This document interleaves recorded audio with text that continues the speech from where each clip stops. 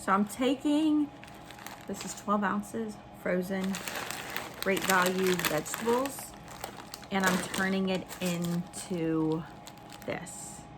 Actually, this is a whole bag, is right here. How? With my old dehydrator. So here is just answering the questions that I've already been asked within just a few minutes of posting my work. So first off, how I do it, it's really easy. I literally take my mixed vegetables, I cut them open, and I pour them on the trays. And then I just kind of make sure, take some time, keep an eye on them, and spread them out. And then once they are fully dry, they turn to this. Isn't this just amazing? So number one question, the first question I got the moment I did this, and if you're watching me for the first time and you didn't realize I YouTubed, if you're a friend of mine, hit the subscribe button.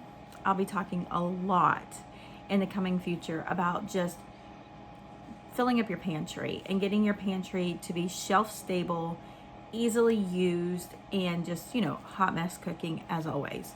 So the first question I got is why? Why would you do this? I've done this for years. I've had my dehydrator for almost 20 years, and it replaced a dehydrator I had before. I probably started dehydrating when I was 17 or 16 maybe. And I was dehydrating making jerky. So that one was a very old dehydrator my dad had given me, and it was just a heating element. It wasn't an air pushed element. I use an air pushed element for the last 2 decades. So I've done this a lot. The nice part about it is it doesn't take up freezer space. So if you have just a single freezer that you fight for space in your refrigerator and you want to have things at hand ready, or you want to do once a month cooking, or you just want less prep time, that's why. In the past, when I had little babies, I would buy 8 pounds of bulk frozen vegetables, and I would dehydrate them and keep them in a mason jar, this half gallon. This half gallon typically held about 8 to 10 pounds of frozen vegetables and then some room once it was dehydrated. And having that at hand, it made it really easy. This is about half a cup. So what I use these for is chicken and yellow rice, shepherd's pie, or any kind of casserole that I would throw vegetables. I'm not a mixed vegetable eater. I'll be honest, I don't really like them at all. I'm not a green pea person. I don't care for them, but I don't mind eating them if they're in something. But so I would dehydrate them, and then it made it really easy. I could take a scoop. The benefit is they're shelf stable. Number one, they're shelf stable. They go, I wouldn't keep them in this. This is just my first bag test run. So being my first bag test run, I just kind of put it into a little, this is a snack bag. I have more in the dehydrator, so I'm waiting to do them all at one time. But I would have them in a jar, in a cabinet, because you want to keep them out of light, and I'll get into that. But I would keep them, and it was just something easier to do. Because they're now dehydrated, they'll actually last 10 to 15 times longer than it being frozen. Just taking it out of its frozen state and dehydrating it makes it last 10 to 15 times longer. The other advantage is I'm not using my freezer. Down here in Florida, a lot of times we'll run into having power outages because of a hurricane. I'm not going to lose my vegetables because of that, you know, and it takes less room. So it doesn't change the nutrition. It doesn't change the calories. It changes nothing to that part.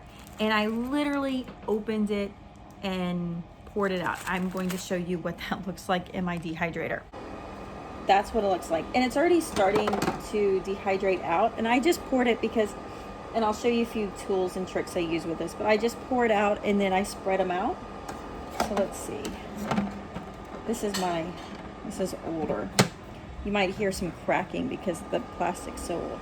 So see, I just have them pulled out, and you'll see the ones on the edge are drying out a lot faster. Okay. With it being frozen, it doesn't change the drying time at all. It just is kind of really easy. Let me just go into the price comparison. In the past, after I'd had a baby, I would buy dehydrated bell peppers, celery, carrots. I would buy kind of that mix, and I would do that to make my life easier. So I would use like the bell peppers and the celery when I made red beans and rice. I would add them in to like my pressure cooker or my crock pot when I was cooking, and it just made my life so much easier. I didn't have to worry about prepping. I really did it for the convenience. And when I compared, so I went ahead and did a little comparison of like, what's the difference between buying them and making them. So if I bought this and mixed it, because it's carrots, peas, corn, and green beans, I went and calculated if I just bought a separate can of each and I mixed them, it would turn into $1.18 an ounce. So this is 2 ounces. My 12-ounce bag turned into 2 ounces, and it's a little bit under 2 ounces, like 1.8. But we're gonna call it 2 ounces. To have this, to buy it already made in a can, this would be about $2.34. It cost me 84 cents to make, because right now this is 84 cents at the grocery store. This may be a couple under $1 a day, and I've been running all kinds of things in here. Lots of stuff. I've been dehydrating, I think you can see, onions. I got blessed with a huge thing of fresh onions, so I've been dehydrating onions. I actually was making bone broth, and I'm dehydrating bone broth in there right now. I have plans to dehydrate carrots in here, and that's just my tentative plan this week. So one, it's cheaper. It's so much cheaper to make it than buy it. All right, so how can I store this? The big thing about storage is you want to keep moisture, heat. You want to keep the moisture out of it. You want to keep it away from heat. You want to keep it away from oxygen. I got my little list here. You want to make sure that the keep it away from microbes. The big part about microbes is if it has moisture, the microbes can get to it. If it doesn't have moisture, the microbes cannot. Light and rodents. And when I say rodents, I mean, if I stored this in a bag like this, say I decide I want to put it in deep storage for a year, if I put it in a bag like this and sit it on the shelf, one, I'm gonna have light get to it, the air's in it, it's not really good. The darker the better. But if I put it in like a Mylar bag, if you've been familiar with Mylar bags, an animal can come and get into it. So keeping it out of rodents, I would put it in like a food grade bucket or a jar. You could actually put it in a jar like this. I could fill it up and I could put an oxygen absorber and put it in, but you could put it in Ziploc bags with a zipper. It's not the best method, but it works. Right now, these are hard to find, having a mason jar. I use a food sealer and I pull the oxygen out and put it in. But you could use a Ziploc bag. You would want to use a freezer Ziploc bag. They're thicker. What I've been playing around with is you could actually use a food saver and seal a Ziploc bag, a freezer Ziploc bag, and you can a cheaper way than using the other ones. So you can definitely do them. So how long and what temperature? So frozen vegetables will take about 8 to 10 hours on a really nice dehydrator. Mine is not that nice. It's old, like it's 20 years old. It wasn't a middle of the line. It wasn't the top of the line. It was the low line. It's an American Harvest by Nesco. And I'll show you. By Nesco right here is what I used. They're made in the USA. Not sponsored. Wish I was. I just bought all these off of Walmart.com. And what's nice is you can upgrade and add to them. So this older one, it's just plug in and go. There's no temperature gauge on it, and you can use that. I have a new one coming, and it actually is a temperature gauge. So if you have a temperature gauge for yours, you'd set it at 125. And but I don't. I just plug it in. One of the things that makes it nice, especially doing mixed vegetables, is you can buy these mesh rings, and it keeps the vegetables from falling through the cracks. What I didn't know, so I purchased a new one because I can no longer buy the racks for this one, is the new racks will actually fit. So as these keep deteriorating, I can go ahead and buy new ones that fit, and I can keep using this one. But it'll be neat because I'll actually have two, so I can run two at one time.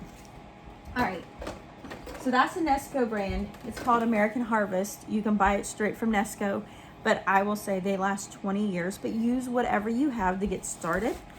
So how long does it last? 5 years. So some people say 5 years, up to 25 years. It's really going to depend on how you store it. If bare minimum storage, keeping it like in a sugar container or flour container, you'll probably get a year. But all my kids are, I have an audience now, they're gathering around to watch. Will last about a year. If you store them well, you can store it up to 25 years. My goal typically when I make these and when I store them, I'm looking for only about a year. You can go longer than that. I'm always usually more concerned, and I put it away according to about a year to use it, because I always feel like I'll get more by then and it's less to store. The next aspect is, the nice part about having it dehydrated is it's going to be salt free. It keeps the same nutrition. So the calories, the carbs, the fiber, the protein, the minerals do not change. I don't thaw mine first. I put them straight out on the frozen. I pour them right onto my trays. That's really no prep work for me. You know, it's cheaper, it's relatively easy. I'm just pouring it and then I put it into something to store and it's ready to use. So there's no prep work. I don't thaw them. The only reason I would thaw them is, say if I did broccoli. If I did broccoli, I'd probably want to cut them.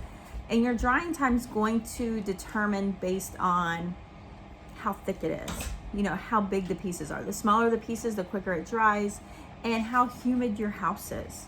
Those things, so it's not an exact science. You just want to go until they're dry. They're obviously dry. They sound, they'll sound like a chip dropping is what you want it to sound like.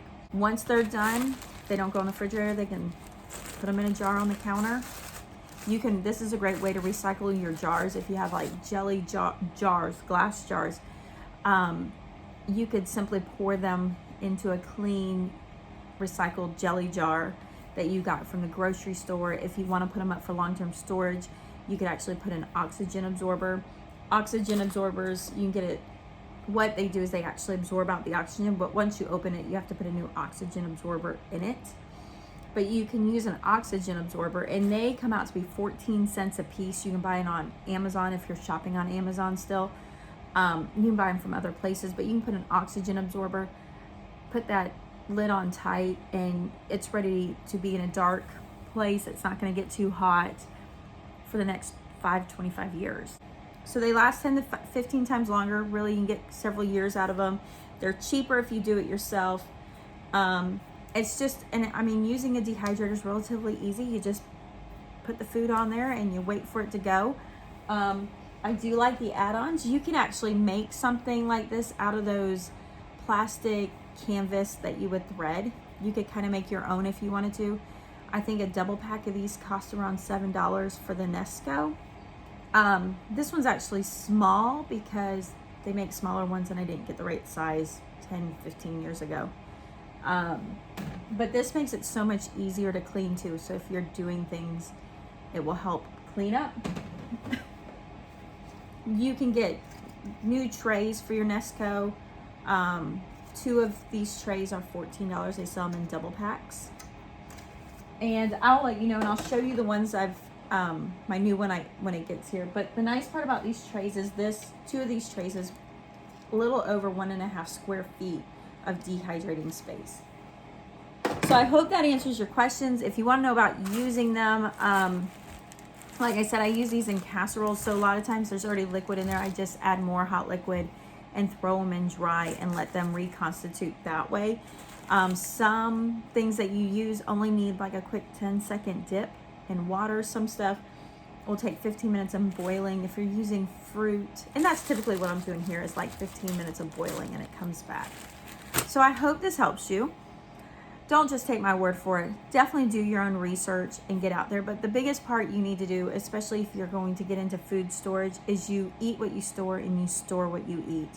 This becomes convenience if you're trying to move to more once a month shopping, or, you know, we had a pandemic, you couldn't go to the store. And like for us, there's 8 of us.